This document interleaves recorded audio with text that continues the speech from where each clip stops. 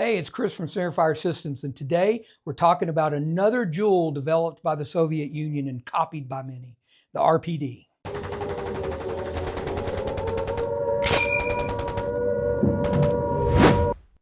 The RPD. I don't speak Russian. I can't say that, but what RPD means, we'll throw up on the screen for you so you can see it. I'm not even going to try to say it. It looks like a mouthful. So anyway, another great marvel developed by the wonderful designers and engineers of the Soviet Union. So the RPD was developed in the 40s. It could have actually gone into production towards the end of World War II, but I'm sure they had a lot of other things to think about at the time, and development kind of halted, and production didn't happen until later.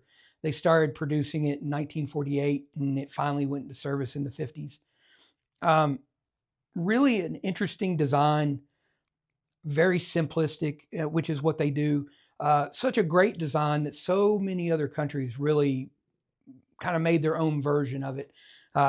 This kit is a Polish Circle 11 kit. Really nice, very well made.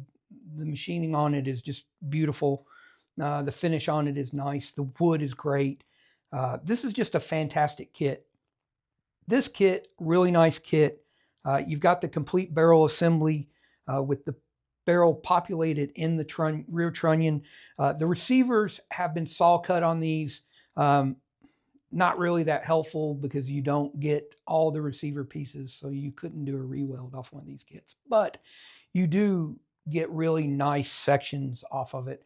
The integral bipod is, as you can see, is here. Really nice. The wood on these kits, just excellent. It's in really, really good shape. You've got this iconic, when you see it, you know that's an RPD handguard. There's no mistaking it. It's like, a lot of the serialized parts in this kit particularly, I mean, all of them that I've seen so far, all the serialized parts match, which is a bonus. It's really nice.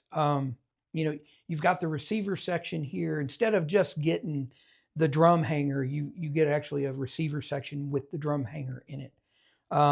You get the rear section of the receiver that has the pin in it to hold it to the lower, and it's serialized, so you see what you're getting. The other cool feature of this kit is you're getting your drum and 100 round belt. So it's 250s that they link together in the middle, and you're getting the whole 100 out of it. So really, really cool features of this kit. All right, the Chinese made a version of this called the Type 56. Type 56 were essentially exactly like this, really nice. They did a good job making them. The significance about the Type 56 is you saw them pop up during the Vietnam War. They were heavily used by pretty much everybody in Vietnam. So really interesting to see this weapon show up there and be used effectively in combat. So this weapon replaced a weapon that fired 54R. So, when you go from 54R to 7.62x39, you're really you have the ability to carry more ammo that way. And if you can fire fast enough, you can be just as effective. And so the fire rate on this was 650 to 750, somewhere right around in there. So you could be pretty effective with this weapon. This was an open bolt weapon, fired from an open bolt, had a hammer, really cycled well. It's gas operated.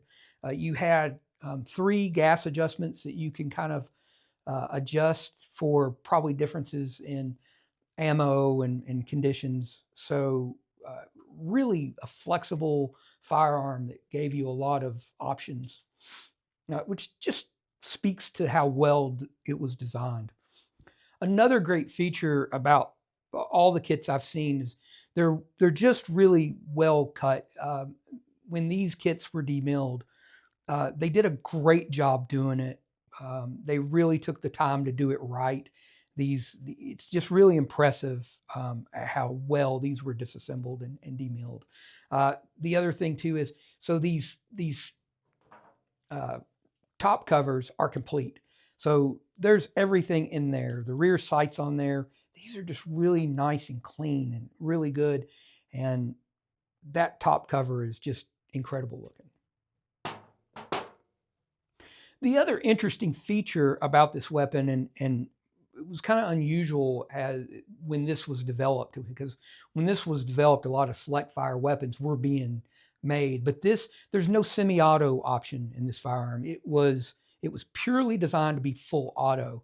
So that is a challenge, obviously, when building one of these kits, that you have to be able to kind of modify your parts for the semi-auto and kind of get around the open bolt firing position. Very doable. People build these all the time, and it's just a really cool kit. So, like I kind of said earlier and kind of hit on, when you design something really well, it's a good design when a lot of people want to copy it. So there were versions of this made by the Egyptians, the North Koreans, the East Germans, and we already covered the Chinese.